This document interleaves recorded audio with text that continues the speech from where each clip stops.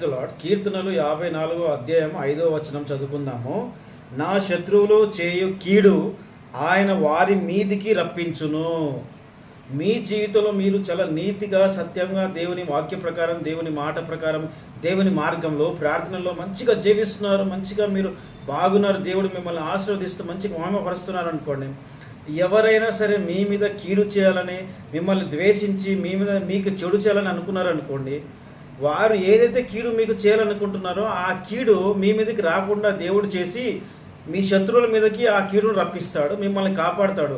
దానియేలును అన్యాయంగా అతని మీద నింద వేసి దానియేలును సింహాల బోన్లోకి పడేస్తే, ఎవరైతే ఆ సింహాల బోన్లోకి వెళ్ళడానికి ఎవరైతే కారకులయ్యారో దేవుడు దానియేలును సింహాల బోన్ నుంచి బయటికి తీసుకొచ్చి ఆ కారకులను ఆ సింహాల బోన్లోను వారి కుటుంబాన్ని, వారికి కలిగిన సమస్తాన్ని ఆ బోన్లో వేసి ఆ సింహాలకి దేవుడు వారిని ఆహారంగా